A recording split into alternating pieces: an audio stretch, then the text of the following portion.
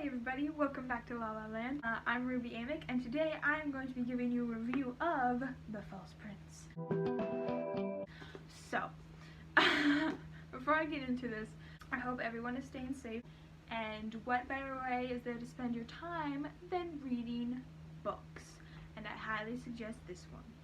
Alright, everyone pretty much in my family has read this, like all of my siblings, and they constantly wanted me to read this. They're like, read The False Prince, read The False Prince. So I went and I grabbed it, and oh my goodness, they were right. This book was so good. It honestly, it blew me away.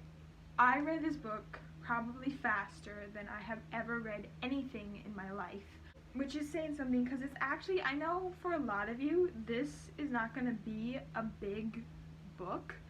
But for me, it's relatively large. I think the largest book I've ever read was like 435 pages, and that took me a week, and that was, at that time, actually just up until this week, that was the fastest I'd ever read a book. Granted, I did put a lot of things on hold to read this book, but it was so worth it. It was so good. It's so good. So I'm gonna get into one of the things that made this book so good, and that is the main character, Sage. Now before I go any further, I'm gonna tell you that this will be spoilers for this. So if you want to go read the book and then come back, do that, because I don't want to ruin the story for you, because it is so good. So go read the book and then come back here. Okay, alright, I'm gonna assume you've read it.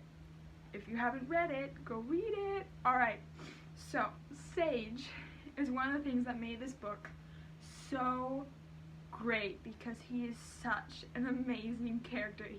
He is the kind of characters that I love, and he was written so well. I was so impressed by this author's Jennifer A. Nielsen. She did a phenomenal job with all the elements in the story, but she did a very good job on Sage. He's a very clever, sarcastic, cocky kid who's incredible at lying, and that's kind of his personality, but as you see him more and more, he is like that, but it's also somewhat a fraud, because he is a very caring, deep person, and he honestly, he doesn't, you don't see him get worried a lot, but you can just tell things bother him, and he just doesn't let anyone see that. One of the things that I found interesting during this book was his growth with his father. He started out just absolutely like, I don't care about you. You made my life miserable. Like, he ran away from them. He didn't care. And then as the book grows, he sees more and more. It literally says at one point, like, only now did I see what my father was trying to do for me. And I thought that that was really, really sweet. That as through this horrible, horrible circumstances, he finally got to see that his father actually did love him, and that he was trying to protect him, and not just, I don't care about you. That's all he ever thought of his father. But in reality, he was pushing him away, even though it hurt him so much, so that not only could his son be safe, but his kingdom. And I thought that that was really, I was really glad we got to see that. Sage, he's very witty, very clever, and he gets himself in trouble a lot. I'm going to say that. But one thing, I'm probably going to mention him a lot during this review. But one thing that I found that I actually enjoyed seeing was when Sage he killed somebody, and it was in self-defense. This is not just some gory book, okay? It wasn't anything like that, but he killed someone. And a lot of the times when you read like middle grade, and I don't know, I haven't read a ton of YA, but just when they're like kids who are up against the government, or like kids fighting for their life, or just anything really, and like they have powers, or I don't know. but like when people die in the story, usually not when like it's their friends, it's a traumatic experience. But when they're using their powers to kill people, it's not like they don't feel anything. There's no remorse, there's no sovereignty, there's no moment where it just crosses them that, oh my gosh, I just killed someone. And I appreciated that this book, it actually did that. Sage is just in shock, and he sees himself almost as Cregan when Cregan killed this boy out of cold blood, and he's just so shooken by it, and he can't get it out of his head. And I really appreciated that it wasn't like something that I feel like people would carry around with guilt, even if it was in self-defense. Even if it was for a perfectly good cause, and even though he was saving someone, I feel like if anyone did that, they would still have that being carried around in them. And maybe that progresses through the story. I'm not sure. I've only read the first book. But I really appreciated that the author took the time to just show that he was just in shock, and that he could not process, and that he felt guilty for it. And I really, really enjoyed it, and it really made this character human. The next character was Connor, who I thought was very interesting, because when you meet Connor, you're like, oh, he's the bad guy, even though he keeps like justifying his actions, and he always like justifies it by like, I'm saving the kingdom, but then he's like, I'm not gonna apologize for what I did. So he's not really, he's justifying them, but he's not apologizing. And you're kind of misled with Connor. You really don't like him in the beginning, and then as time goes on, you still don't really like him, but you start to see what he is trying to do, and you start kind of believing him almost.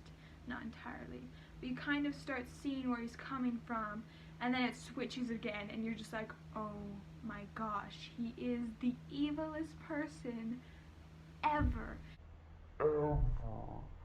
And so you're sort of misled with Connor. It's a much more, it's real people. They're a lot more complicated than black and white. He's a very gray person, and while I do believe a lot of his attempts were just simply to get power, he was going to not be king for somewhat as long. Like, he was still planning to be king, like, but it wasn't just like, I killed Prince, now I'm the king. it was a very more complex plan that involved somewhat helping others. And I thought that was a very interesting character choice, instead of just having the big bad person who killed everybody, or having him being disliked from the whole time. You don't like Connor necessarily, but there were a few times I laughed when he was talking, or you start being persuaded that maybe he's not as bad as we think, and then we find out he's a lot worse than we thought. The next sort of expectation of subversion was Mott, and I really enjoyed Mott. I thought that was really good. He's one of Connor's servants, or Viggles, I don't know how you pronounce that word. He like trains himself to Sage in the night so that he can't get away. And then as time goes on, you see how much Mott, he's truly trying to help Sage. He is trying to get him to become prince, because Sage just can't do anything on his own. You constantly feel like he's screwing stuff up, and Mott's the only person who's like, let me help you. And he becomes not necessarily a friend, but an ally to Sage, and works hard. And another sort of twist in the story was Roden and Tobias's, how we sort of switched who we like better. When it starts out, we don't like Roden. He's kind of this I'm not gonna help you escape. Makes sense, because the people like, whoever escapes dies, so he's like, I'm not gonna get caught helping you. but then we start really disliking Tobias because he's kind of this, he's just very uptight, that's the word, he's uptight, he's snooty, he's like, I'm gonna do anything to get this crown. And Rodin, he's much more, like, he's more with Sage, he's like, we gotta, like, this guy, ugh. But even from the beginning, he's like, I'm gonna do anything to get this crown too. But we like Rodin more and more as the story progresses, and then it switches when Rodin was to become prince, but then Sage took his place, and Rodin ends up attacking him with Creedon, and Tobias is the one who's like, I will serve you, I will be your loyal servant. Granted, that only came around because, like, Sage kind of blackmailed him, but it was interesting how even though the author set up the fact that Rodin would do anything to get this crown, we still necessarily didn't see it coming. I think another thing the author did incredibly well with its characters was how it portrayed its women in it, which one thing in books that I find is in so many newer YA books, it's just the same plot line over and over and over again. It has the same characters, it has the same storyline, and honestly, it gets really boring. And one thing that I've seen in their stories is how, like, every single woman in it is like this, I'm this sword fighter who can take on any single guy. I'm strong. I don't fear a thing. I don't care. I'm a warrior. you know, and there's nothing wrong with that character, okay? I have found multiple characters in books like that that I really, really enjoy.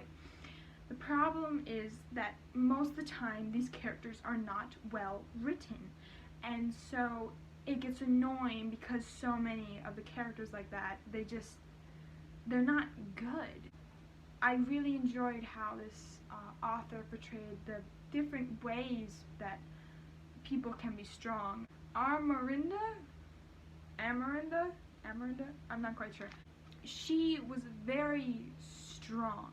She was politically educated. She was articulate. Which, oh my goodness, it is so hard to find a character who's actually articulate and uses their words, and I was like, woo! And I was like, yay! And she was a princess, so it wasn't as likely in this setting of this book. It had a much more traditional way of princesses, but she wasn't treated like trash or anything either, like you don't have a choice. She was still very strong, very confident, she was educated, she was articulate, she was kind, and when she was upset, she wasn't just like, she's like, I have a headache, I'm gonna leave, you know. And so I thought that that was incredibly well done. And then when it came to Imogen, I can't pronounce her name right, she was much more emotional, and she was more feisty, you know. She had a poker that she went and burned a guy with, and it made more sense, you know. She's more of the servant. So in this, again, in this book setting, it made more sense because the princess would probably be more elegant and educated and calm, whereas the servant girl would probably be a little more, I'm gonna hit you with a poker, you know. And I'm not saying that if your book takes place in fantasy where you have a kingdom and you have a princess, that those are the rules you have to follow. I'm not, okay? I am perfectly happy with a princess who grabs her swords and destroys people in battle, alright? I am not hating on that or anything. I'm just saying that that is so loved and appreciated that people stopped actually caring about the character. They're just like, Let's have a princess who can do things. but we're not actually going to put any time into them. And so do it, that trope, but do it right, and I will love your book, okay? But as for this book, the society was placed more as traditional, I don't know if traditional would be the right word, but more as when we see sort of medieval Renaissance times, it was more a place like that. So while the women weren't like grabbing swords and charging into battle, they were still strong. So I enjoy that, and I wouldn't mind if the second or third book, if there was some thief who was a girl who like stabbed people to grab money. I wouldn't mind at all. I'd enjoy that, honestly. I would. And so I don't want anyone to think that I hate that or anything. I'm just pointing out that I thought this author did a very good job showing the different ways people can be strong. Moving on, this book is very, very good at foreshadowing, which I love in books. I love foreshadowing, and I think it really shows just how much this author put into this book. And my goodness, there was so much foreshadowing. So the first thing we're going to talk about is the prince, who was actually Sage. It made sense why Sage wanted to know like what proof Connor had that he was dead. He was like, what proof, you know? It made sense that once he didn't, it was so good, like you were in his head, so it did a very good job setting that up. It had us it showed us hints, and while we kind of maybe thought maybe he is the prince, we kind of were also like, he's not the prince. And then it also set up how Connor was the one who killed his family and tried to kill him very well with the story and the background and how Connor seemed to know these things. And it did that very well, but we were so kind of blinded by Veldegrath, or I don't know how to pronounce his name, I'm sorry, is this evil bad guy, and we even hear him, he's like, Connor, you know, like, rumor has it, you know, he sounds like the bad guy, and so we don't think about Connor. But that too, it was hinted at very well. The family, Sage's family, how kind of that was like hinted at, like, my father's a musician and my mother's a barmaid, and we're like, oh, makes sense. They obviously can't be the prince, you know. That was also set up very nicely. The rock, I honestly, I was like, what the heck is this rock for? There was this imitator's gold rock, and I honestly had my own theory about it, but I thought that was set up so well, and it would make sense that if Sage was going into court pretending to be king, he'd obviously need, like, I need the rock. And Broden's turn was also, I think I mentioned that before, how he betrayed Sage. That was also very well set up. We didn't really see it coming. We knew he would do anything to get the crown, but we're like, he's our friend, you know. He's not going to do anything. Another thing I want to brush on was the world building in this book, and honestly, we don't see a lot of the world. I'm not gonna lie, we don't see a lot of it, we don't, but the part we do, it feels lived in. It really does. Like when he's running as an orphan, you can like almost feel the dirt and grime in the city around you, and she did an amazing job putting you in the scene. And one thing with the world building here was the names that she used. Now, I'm not gonna lie, these names are really hard for me to pronounce, but here's what I'm gonna say, they sound real. And this is so important. If you're writing a fantasy book and you want interesting, odd names, sometimes they feel so fake. Like someone was like the city of like Caroline and the Princess Maven.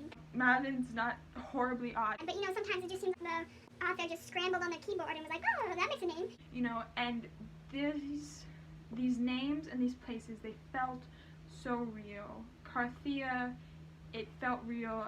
Avania, I keep wanting to say Alvania, it's Avania. It felt real. Their names, like, if you have one person with a really odd name, like you have Ben, John, Joseph, Liziana, you know, it's gonna be a little more like, oh, okay. Maybe she goes by Lizzie, I don't know. But this name had this book had interesting names without being distracting. I do admit when it came to Amarinda and Imogen, I don't know, Imogen, I don't know. Every time I read it, my brain would try to figure out how to pronounce it. So basically, if you're going to have unique names, it's better if you have a cast with more unique names, and that did that very well.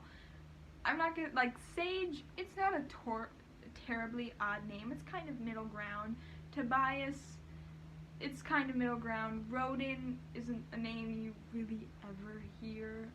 Then you have, like, Erkbeck, oh gosh, I can't pronounce words today, and Veldegrath, and those are much more to this side of the oddness. And so when it comes to name, there's kind of 3 categories. There's normal, like Emily, John, Joseph, Smith, and then there's middle, which is kind of like Eloise, Cole, and like Sapphire. And then there's like totally bizarre sci-fi out of the world names that are like Sienna and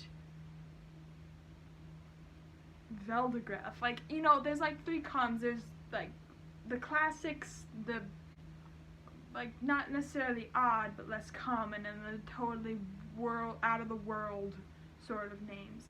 But it's important to think about that, and even though these names were sometimes bizarre, they didn't feel fake. And I thought that was good. Another thing was the plot and like the format structure in this book. First of all, I want to say that this book did the Secret Prince, they did it right. It did it right. I refer to this book as they. It is made up of many people, so it's appropriate. I know a lot of people are kind of sick, or at least I've heard a lot of people are sick of the farm boy who's secretly the prince. In this case, Sage knew he was the long lost prince, and so that kind of changes it a bit, but this book, it wasn't like the classic, oh, he's the prince I thought, or Oh, he's the one. It did it right, where he knew he was the prince, but instead of just going to the castle and being like, I'm the prince, he decided to play Connor's game while actually making Connor play his. We sort of see the hints that he's the prince, but due to the fact that he talks about how his mother was a barmaid and his father was a musician and how he didn't like his father and everything, we kind of are like, it's not possible. And actually I thought, I was like, what if he's the prince? What if he's the prince? But that thing about his parents, it always kind of made me like, not really. And I really didn't think that this book was going to go there, because it's literally called The False Prince. And so I was honestly surprised when it was, and honestly I was confused at first. I'm like, wait, what's happening? because they gave us these small hints, these small gestures, and then Connor was like, I have proof that he's dead. So we're like, okay, it's not possible. And then it was possible, and it was so good.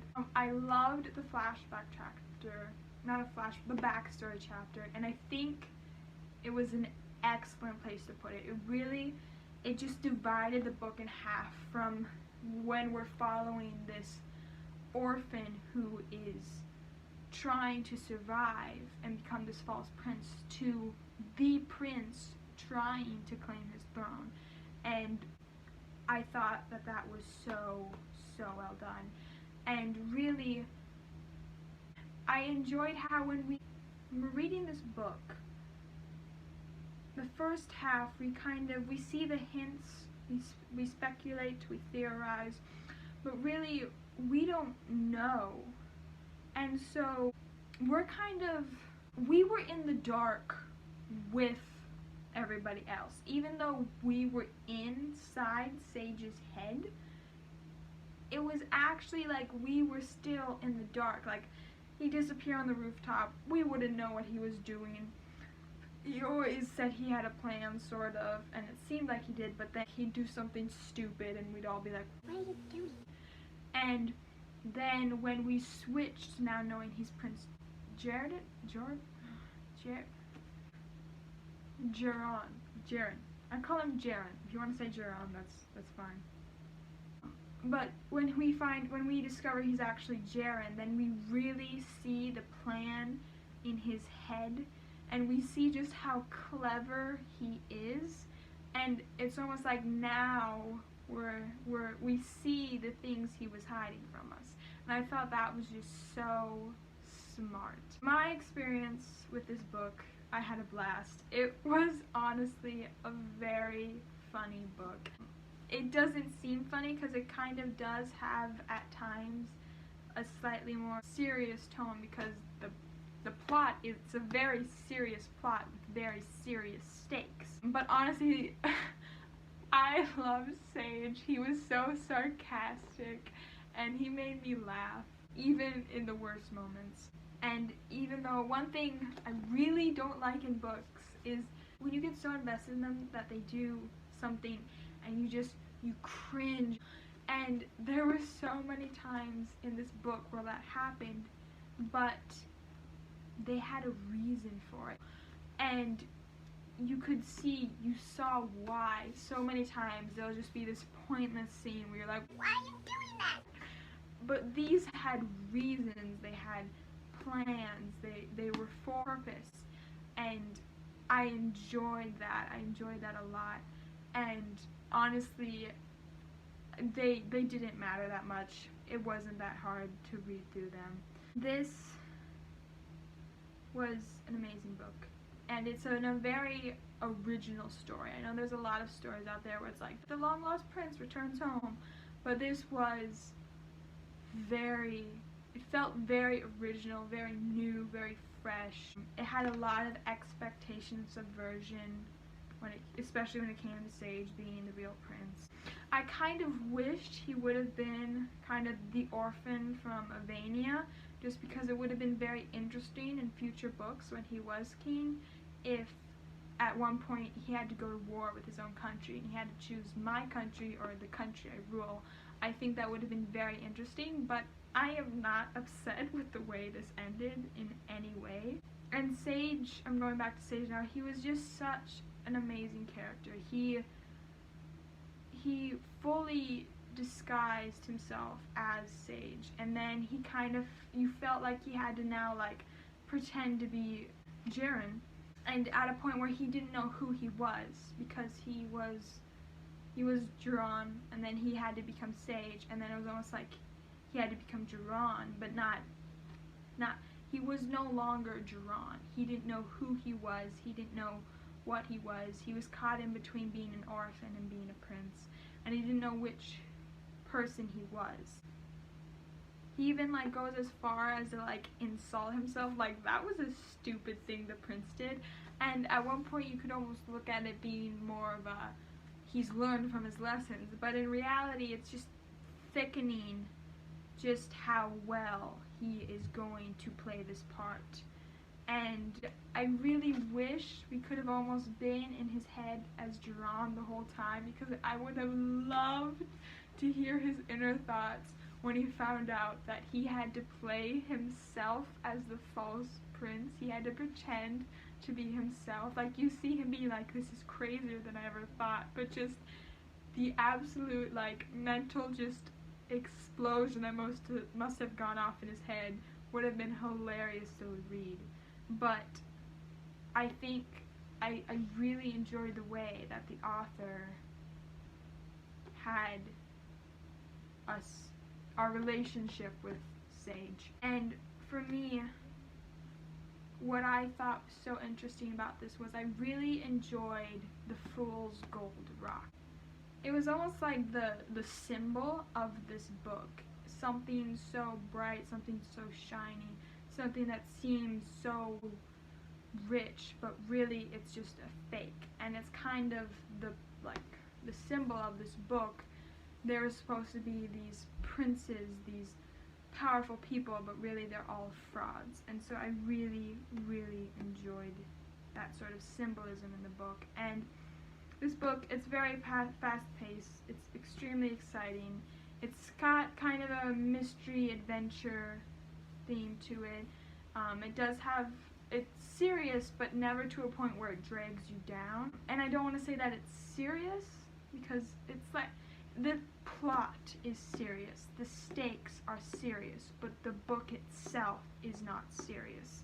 And it's a very clever book. It's a very clever book. And I'm repeating myself now.